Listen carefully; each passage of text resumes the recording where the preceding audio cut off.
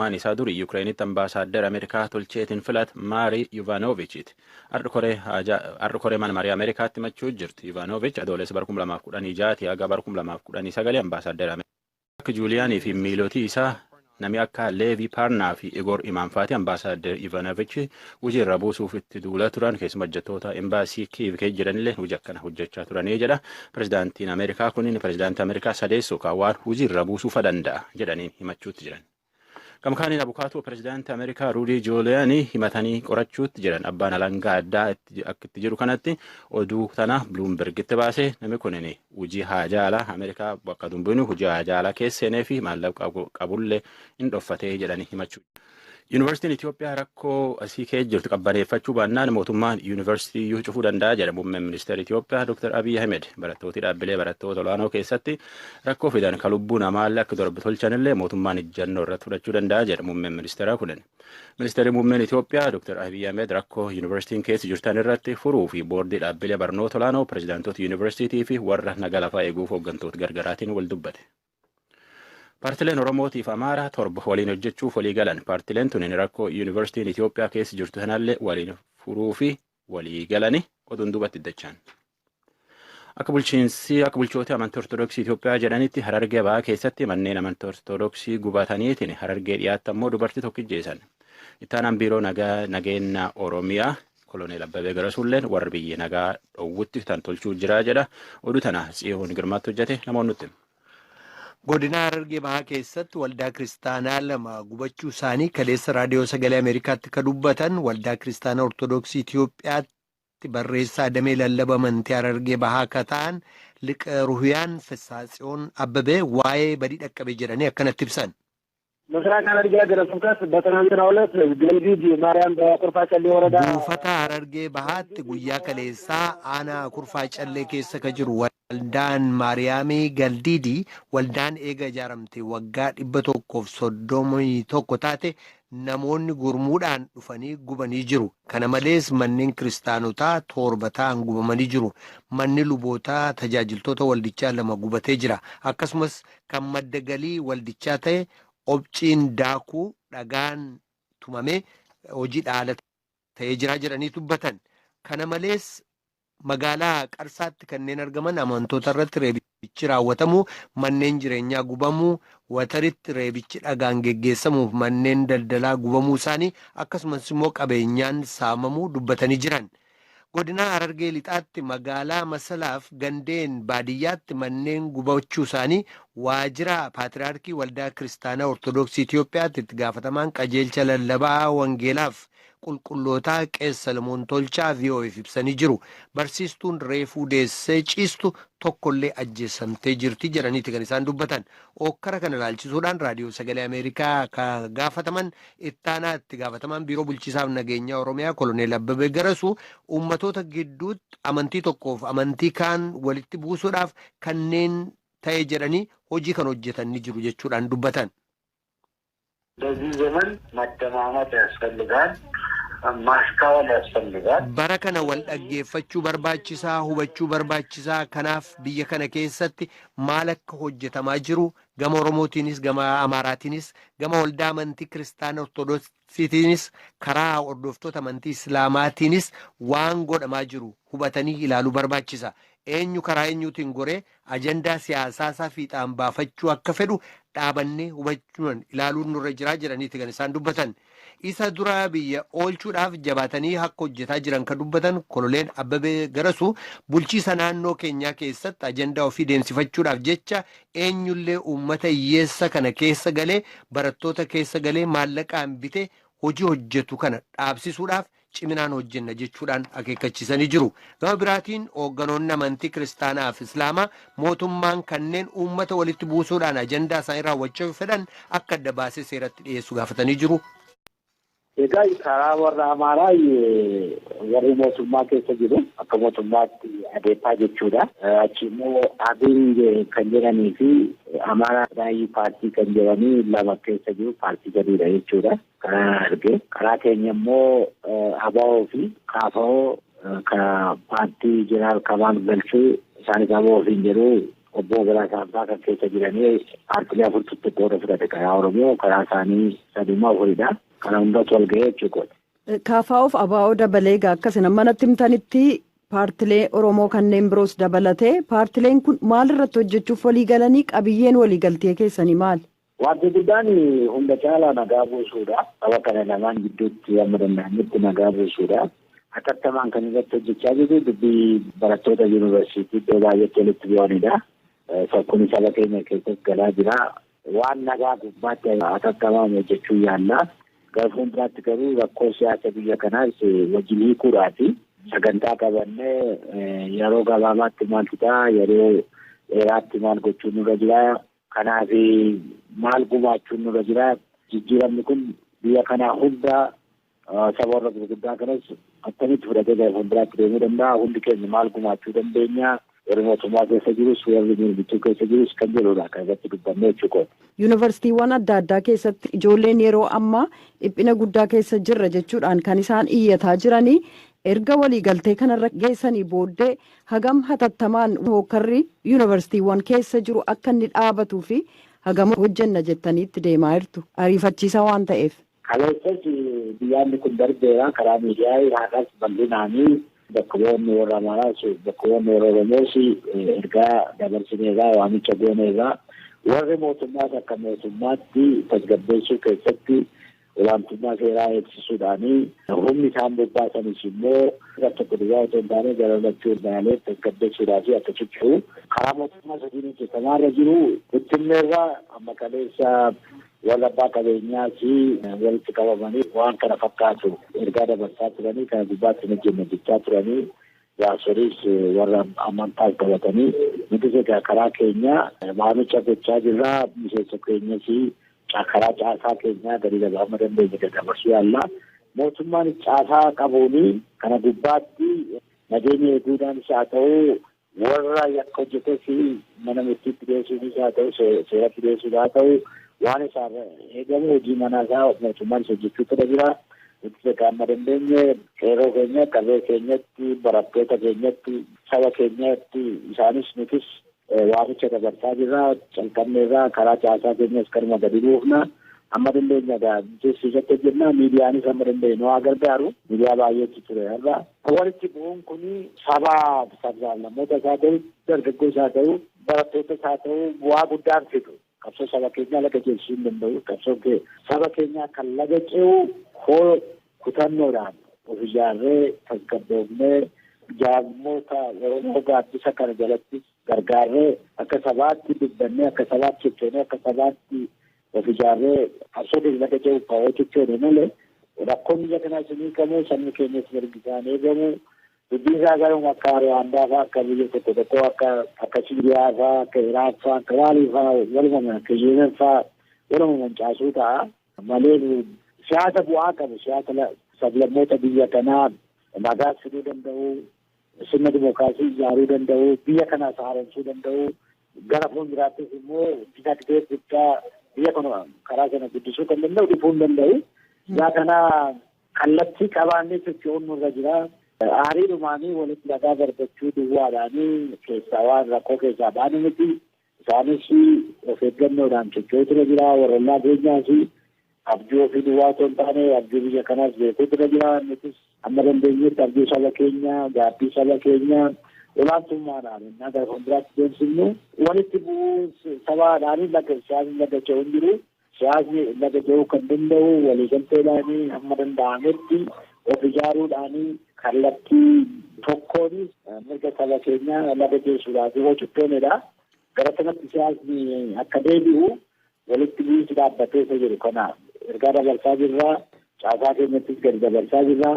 Sabni Oromoos sabni Amaaraas sablammoota biyyuma kanaayyuu kana dhagaanii gara sanatti akka godhanii rakkoo waliigalteedhaanii akka hiikuu yaallu yeroo gabaabaas haa ta'u yeroo guddaas haa ta'u hunduu gara sanatti akka deemu waamicha goonaa jechuu kooti. Walitti bu'iinsa kana dhaabsisuudhaaf abbootiin amantii jaarsoliin biyyarra deddeebi'uun waamicha dabarsaniiru garuu hanga har'aayyuun tasgabbaa'in jira. Paartileen waliigalteerra ga'an kuni kana tasgabbeessuudhaaf kallattii maalii kaa'attan? Amma kaleessa muummichi ministeeraa jirutti waliigaltee gara fuulduraatti jalqabnitti deemnaa ammas maal goonaa gubbaatti gaaffii ijoo gurguddaa akkamitti nagaa finnaa gubbaatti dubbanneerra. Har'a immoo isaanuma itti fufee miidiyaa biyya kanaatiin bakka bu'aan paartiloota warra Amaaraas warra Oromoos ibsa bal'aa kennineerra. Gara fuulduraatti egaa atattamaan nagaan akka bu'u yuunivarsiitonni keenya gara nagaatti akka deemanii sabni sabaa walitti bu'uun barattoonni keenya barumsa dhiisanii walitti bu'uun barbaachisaa miti. Mirga saba keenyaa eegsisuudhaaf socho'uun nurra jira. Sirna dimokiraasii ijaaruudhaaf socho'uun nurra jira. Qabsaa'uun nurra jira. Kana gubbaatti waliigalteen jira. Egaa sagantaa qabannee yeroo gabaabaatti maal hojjennaa yeroo bal'aatti maal hojjennaa seeru sana irratti hojjechuutti fufnaa jechuu qabu. Dhumarratti dhaamsi qabdan yoo jiraate. Dhaamsi qabu baay'ee sabni of ijaaree qabsoo fi galmaan gahuudhaaf socho'uutu irra jira. Inni akkas godhu garuu saba biraatti walitti bu'uun barattoonni keenyas mana barumsaatti yuunivarsiitii keessatti walitti bu'uun kanama tokkotti barbaachisaa miti. Sabni keenyas dargaggoon keenyas qeerroon keenyas qarreen keenyas sirna dimokiraasii gaariidhaa fi qabsaa'uu danda'u. Walitti bu'uun karaa amantaas haa ta'u, karaa sanyiis haa ta'u, karaa maalis haa ta'u baay'ee miti. Qabsoon saba biyya kanas laga geessuudhaa fi sablammoota biyya kanaa laga geessuudhaa fi sirna hunda keenya ta'uu karaa lachuu karaa walakkaatti dhufnee ijaaruudhaa fi barbaachisaadha. Sabni hundiyyuu waan saba isaatii malu oolu fudhachuu ni danda'u, argachuu ni danda'u, sanaa gadis argachuu ni danda'u.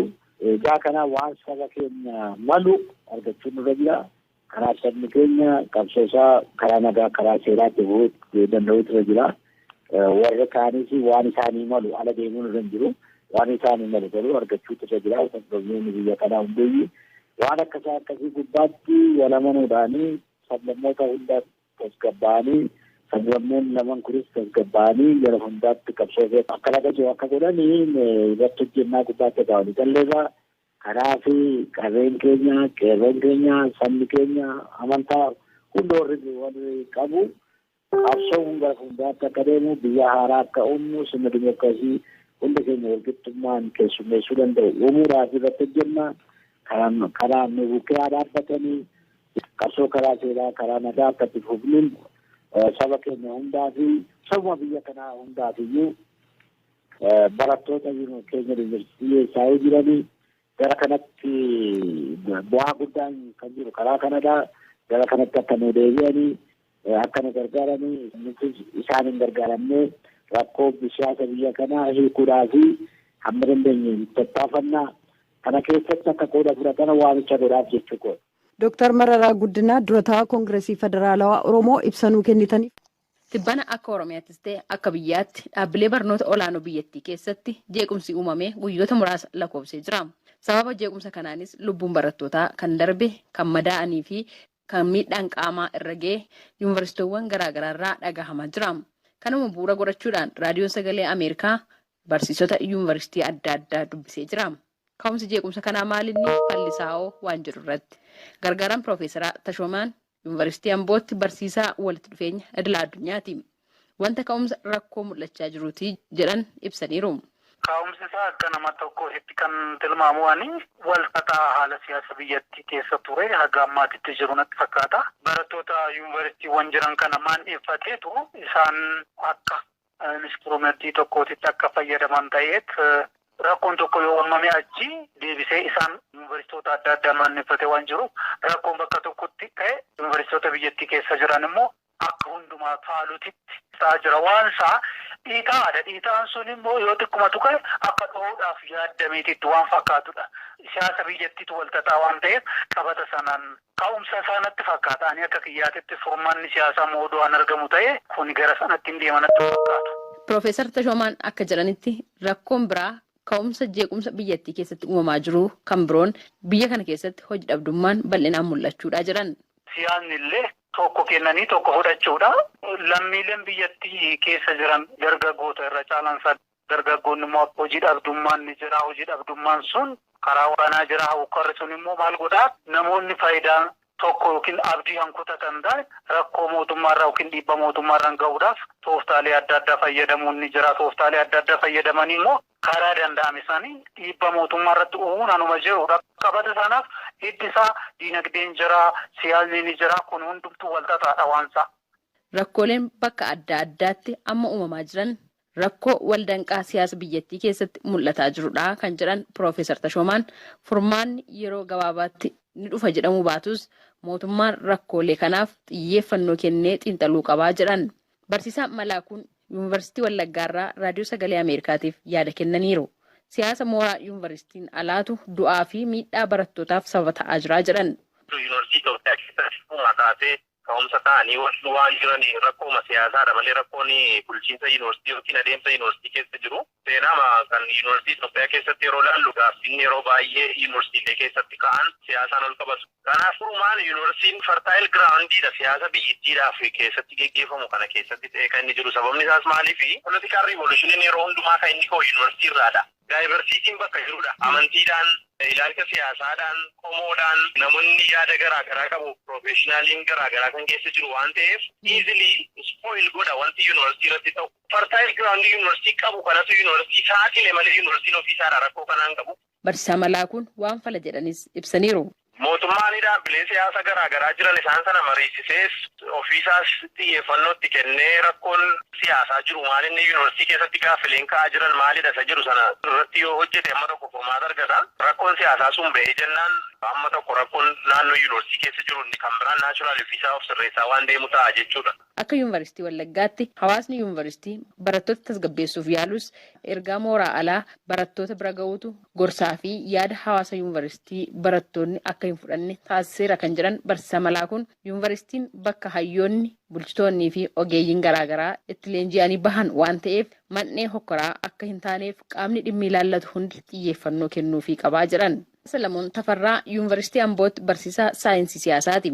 Rakkooleen dhaabbilee barnoota olaanoo keessatti mul'atanii dhufaa darba bara mootummoota biyya kanaa keessatti kan mul'atanidha kan jedhan garuu barattoonni borii isaanii fi kaayyoo ittiin manaa bahan dagachuu hin qabanii jedhan.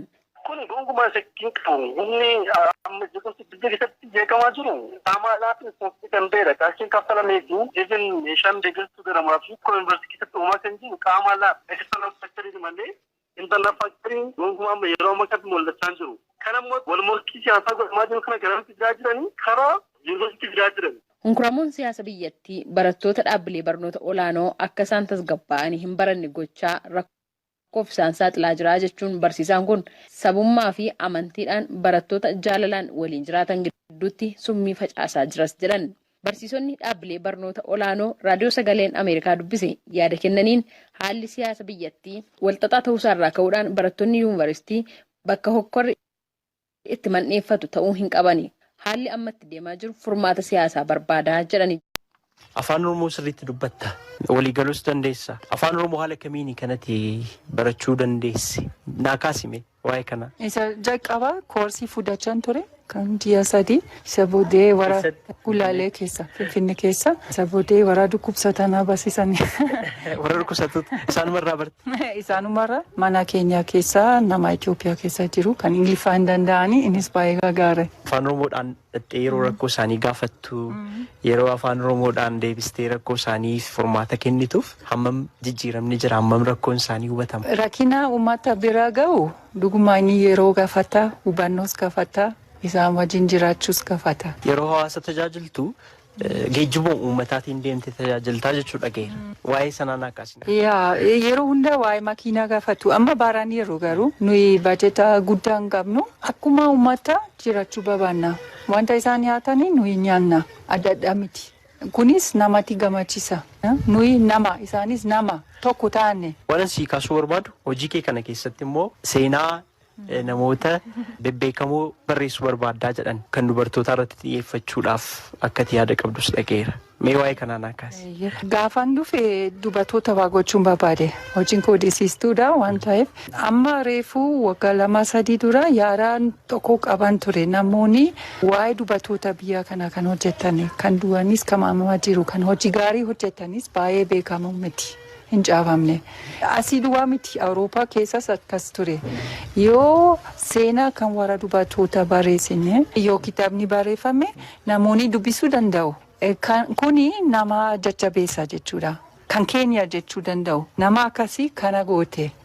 Dubartoota waan baay'ee danda'u inni argisiisa. Isaanii watibeetii duwwaa hojjechuu miti. Wanta isaan watibeetii keessa hojjetu baay'ee gaariidha. Dhuguma ani ergan dhufee baadaan hin dhukkubsane jechuun nan danda'a. Nyaata isaanii baay'ee baay'eessa. Garuu isaan caalaa danda'u. Biyya bulchuu danda'u mitire amma beekna. Kanaafis macaafa tokkoon barreesse kitaabi sun waan baay'ee of keessaa qaba. Waggaa 150 keessa seenaa dubartoota 30 keessa qaba. Mee seenaa dubartoota kamii qaba kitaabni kun? Isa jalqabaa ganamee ture. Ishee garbittii taate gara Jarmanii dhufte. Ishee waggaa 80 dura dhalatte. Ergasii Astaqannoo fa'aa Liidiyaa Dimboo haadha manaa kan Oneesimoos jechuudha. Feeben kan Ferenjis keessa jiru. Cawaaka Allabee, Elizabeth Karosa, Qanaatu Qarosa, Nasiisa Liibaan keessa jiru. Waan baay'eedha. Urgee Gamtaa kan Addis Abebaa keessa kan jiru Gumeesh, Walde Mikaa'el, Abebaa Kifleksii, Astaa Walde Maariyaam baay'eedha isaan. Kees Baakiree keessi ishee tokkoffaa biyya kana keessa. Seenaa dubartoota kanaa hundumaa walitti qabdee barreessiteetta. Afaan maaliitiin barreessite? Afaan Ingiliziin barreesse garuu afaan Amaaraa, afaan Oromoo hiikameera amma. Seenaa dubartoota kanaa barreessuuf maayinni wanti si kakaase? Yaadi sana waggaa 2-3 dura argadhe. Yeroo sanas seenaa kan Maartin Luuter ture. Isaan warra waldaa Afrikaa keessa kan jiru waa'ee seenaa waa barreessuu qabna. Warra dhiira duwwaa miti Maartin Luuterii haadha manaa qaba ture isheen cimtuudha. Isinis warra dubartoota hin qabdanii gaafatani. Kana gaafii sana karaa maqaan Yesuus dhufee achuma nama dubartoota wajjin haasa'e nuyi nama hin beeknu naan jedhani. Attamitti akkas ta'uu danda'an jedhe. Seenaa silayyuu beekaa fedha kooti waan ta'eef Astaqannoo jettiin Nasiisa Liibaan nama baay'ee jiru. Erga kanan jedhee isaan dhugumaan beekanii yoo barreessuu dhabne waa'ee seenaa isaanii haadhumaasaa gaafatamaan jedhe. Eenyu kana barreessuu danda'u namaan beekna ani barreessuun qaba fudhadhe. Ragaawwan eessa argatte? Ragaawwan barreeffamaa dookumentiiwwan garaagaraa eenyurraa argatte?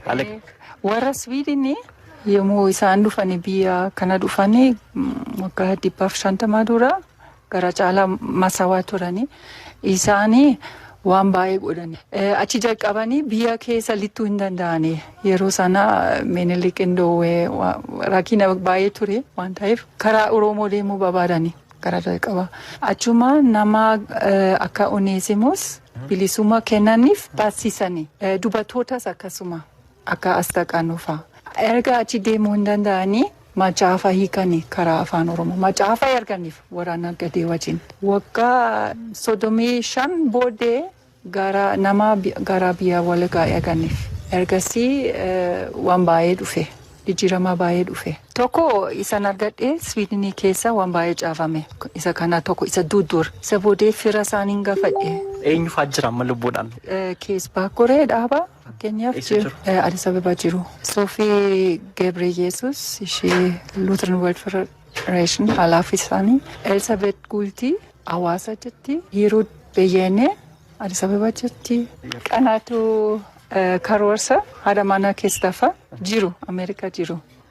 Kan isaanii seenaa isaanis barreessineera. Afaan Oromoo qofaa beektamoo afaan biyya kana keessa afaan kan biraa kan dandeessus jira? Afaan Oromoo duwwaa. Xiyyeeffannoo maaliif itti kennite? Maaliif afaan Oromoo barbaadde? Oromoo biraan ture isaan gidduun jiraadhe kanaafis afaanuma isaaniin bare. Hawaasa kana keessa jiraachuu akkamitti ibsita? Miira akkamii qaba? Gaariidha natti tola. Nama baay'ee keessumsiisu. Yeroo nama tokko du'ee baay'ee jajjabeessu innis baay'ee gaariidha. Biyya keenya wanta akkasii hin qabnu. Nama yoo dhiphatee gargaaruu yaalu innis baay'ee wanta gaariidha. Isan baree warra waan baay'ee hin qabanii waliif hiru. Isas baay'ee natti tole. Dhumarratti tun hin dubbatiin hin xumuru ergaan dabarsuu barbaadanis yoo jiraate carraasaas ni fakkennu. Biyya kana nuyi si'a baay'ee warra baadiyyaa keessa kan jiraatanii akka beekumsa gaarii hin qabaniin ilaalu. Warra mana barumsa deemanii duwwaa. Garuu akka biyya Jaamanii keessa yoon ilaale amma beekumsa warri durii waan baay'ee guddaa qabu. Waa'ee fayyaa namaa, waa'ee sammuu namaa, waa'ee qoricha naannoo sana kan jiru beeku. Kanaaf nuyi yommuu ilaalu gara fuula duratti yommuu ilaalame gara yuunivarsiitii gara mana barumsa duwwaa ilaaluu hin qabnu. Wanta Itoophiyaa keessa jira, saba baay'ee jira, baay'een isaanii waan baay'ee of keessaa qabu. Isa kana yoo gadi ilaanneef baay'ee gaariidha. Biyya tokko waan ta'eef wajjin jiraachuu, hubannoo wal hubachuus qabna. Ulfina waliif kennuu qabna, wal kabajuu qabna. Yaada naaf kennitaniif guddaan isin galateeffadha.